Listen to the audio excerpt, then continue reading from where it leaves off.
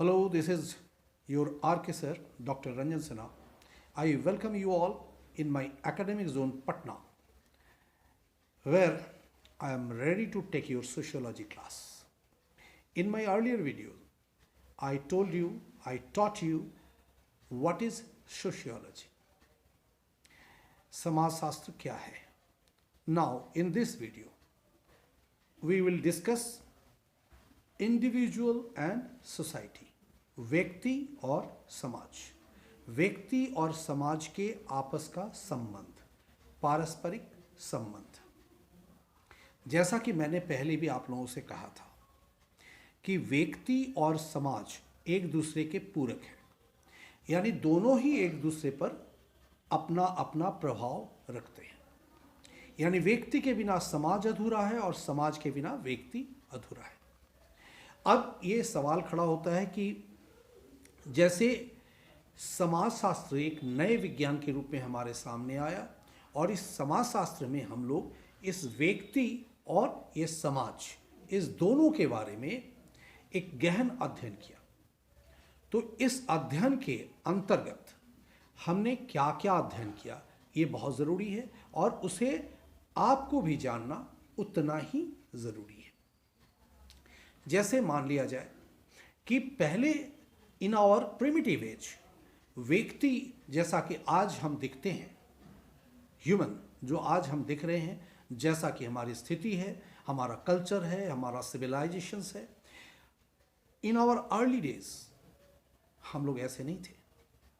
यानी उस वक्त मानव जो था वो नहीं संस्कारी थे, नहीं शिक्षित थे। जस्ट अगर ये कहा जाए तो उनका जो स्वरूप था, अगर प्रिमिटिव उस एज में जाकर आप मानव की संरचना को देखते हैं, उसके चलने का, उठने का, बैठने का, ये यदि आप अध्ययन करते हैं तो आप ये देखते हैं कि उनका जो हाव भाव रहा है वह बिल्कुल ही पशु समान रहा। यानी जो हमारे सीखने की जो प्रक्रिया है, मैंने पहले भी आपको बताया था कि चूंकि मानव एक जिज्ञासु प्राणी रहा है, इस वजह से वह आगे की तरफ बढ़ता गया।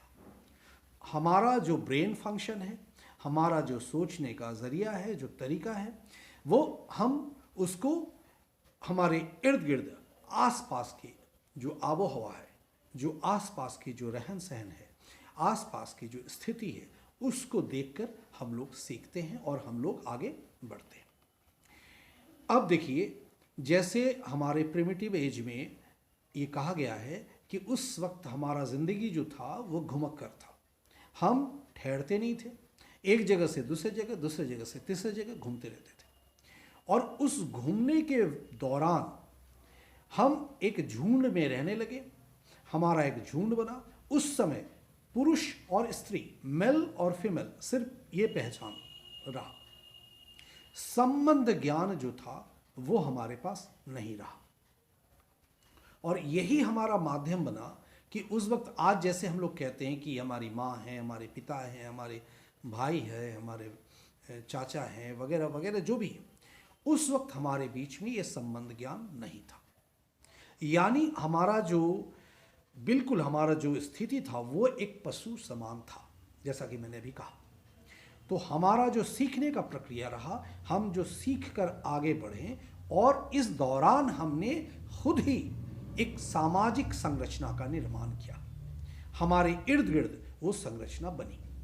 जैसे मैंने अभी क्या कहा कि हम घुमक कर जिंदगी जीते थे, परंतु हमारे अंदर जो एक भावना ऐसा रहा, असुरक्षा की भावना, हम इकट्ठे रहने लगे। तो उसी तरीके से हम जहाँ भी गए, इकट्ठे गए, हमारा एक झुंड बना, काफिला बना, और इसी तरीके से एक कस्बे, फिर गांव, शहर, और ये बनता गया आहिस्ते आहिस्ते। उस वक्त हमारे पास न ही किसी जाति का कोई कंसेप्ट था, न ही कोई वर्ण, न ही कोई वर्ग, सिर्फ हम एक झुंड में रहते थे।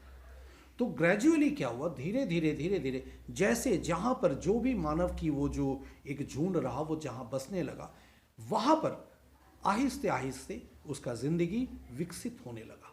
और उस दौरान उन्होंने अपना एक समाज का निर्माण किया संगठन के द्वारा। वो एक समाज का निर्माण किया। अब यहां पर प्रश्न ये आता है कि उस समाज का निर्माता कौन है? वो व्यक्ति स्वयं। व्यक्ति उस समाज में खुद रहना चाहता है, समाज के बिना वो अधूरा है। इसीलिए समाज जो है, हमने ये भी कहा आप लोगों से कि समाज क्या है? समाज एक सामाजिक संबंधों का जाल है, यानी हमारा जो ह्यूमन रिलेशनशिप है वही हमारे लिए हमारा एक समाज बना। तो इस तरीके से हम लोग मतलब एक समाज का निर्माण किया। जैसे जैसे हम आगे बढ़े, हम शिक्षित कहलाए, हमारे आसपास के जो सिविलाइजेशन है वो बने, हम संस्कारी हुए और हम अपने ज्ञान को पाने में जब जैसे जैसे हम जागरूक होते गए और ज्ञान को पाने लगे, हम सीखने लगे, तो हमारे ज़िंदगी में ये रद्दोबदल आई, परिवर्तन आया, हम आगे की तरफ बढ़े। तो इस दौरान हमने परिवार का संगठन किया, हमने परिवार बनाया, यानी आपस में जो एक परिवार का जो संरचना बना वो। तो इन सब छोटी छोटी चीज़ों को आगे के जैसे जैसे क्लास आता जाएगा मैं आप लोगों के साथ डिस्कस करूंगा। आज जो मुद्दा लेकर मैं आपके साथ डिस्कस कर रहा हूं वो व्यक्ति और समाज का है। यानी मुझे ये आप लोगों से कहना है कि व्यक्ति समाज के बिना अधूरा है और समाज व्यक्ति के बिना अधूरा है। अब जो समाज हमने बनाया, वहां पर इस समाज को अध्ययन करने के लिए हमें एक विषय की आवश्यकता थी कि आखिर ये समाज है क्या। जिसलिए जितने भी हमारे दार्शनिक रहे हैं उन्होंने पहले इनका खोज किया कि समाज की उचित व्याख्या क्या हो सकता है, हम किस शब्दों के द्वारा समाज को परिभाषित कर सकते हैं, किस तरीके से। वहाँ पर जैसे कि मैंने पहले भी कहा था कि समाज के जो जनक हो या निर्माता हो, जो समाजशास्त्र को सामने एक वैज्ञानिक अध्ययन के रूप में हमारे सामने ले आए, उनका श्रेय सर अगस्ट कॉम्ट को जाता है, जिन्होंने 1838 ईस्वी में इस नवीन विज्ञान का एक स्वरूप, एक ढांचा हमारे सामने रखा, जिसका अध्ययन हम आज करते हैं। तो ये समाजशास्त्र हमारे उन चीज़ों का, समाज में व्यक्ति और समाज के बीच का जो संबंध है, उस संबंध के बीच में हम क्या क्या अध्ययन करते हैं, हमारा परिवार, नातेदारी, हम समूह कैसा हमारा है, हमारा संगठन किस तरह का है, हम समिति कैसे बनाते हैं, इन समस्त चीज़ों का, जैसे मैंने कहा कि अगर मानव से उसका नियंत्रण छीन लिया जाए उसके ऊपर से, तो फिर मानव भी पशु भांति जो है व्यवहार करना शुरू कर देगा।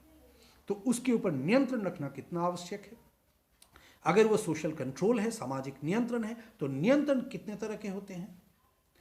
सोशल चेंज जो है, हमारे जो परिवर्तन हुआ वहां से लेकर आज या फिर आज से लेकर आगे की तरफ, तो परिवर्तन की प्रक्रियाएं किस तरह की होंगे, इन समस्त चीज़ों का अध्ययन पूर्णतः एक सामूहिक रूप से हम लोग इस विज्ञान के अंतर्गत करते हैं, जिस विज्ञान को हम लोग समाजशास्त्र कहते हैं। और यहाँ पर यही एक विचारधारा जो हम आगे की तरफ लेकर चलेंगे वो यह है कि व्यक्ति के बिना समाज और समाज के बिना व्यक्ति अधूरा है। आया समझ में आप लोगों को? तो बस आज के लिए इतना ही। मैं छोटे छोटे जो इस वीडियो के द्वारा आप लोगों को ये बताने का प्रयास कर रहा हूँ कि समाजशास्त्र क्या है और समाजशास्त्र में किन चीज़ों का अध्ययन ज़रूरी है। समाज क्या है, व्यक्ति क्या है, रोल क्या है इसका, महत्व क्या है इसका, भूमिका क्या है इसका, है ना। तो चलिए आज के लिए इतना ही। और चलते चलते आप लोगों को मैं यही कहूँगा कि अगर आपको हमारा ये वीडियो पसंद आ रहा है तो जस्ट सिंपली आप एक कमेंट लिखिए और हमारा जो चैनल है उसको आप सब्सक्राइब करें। Till then, bye bye, take care, God bless you.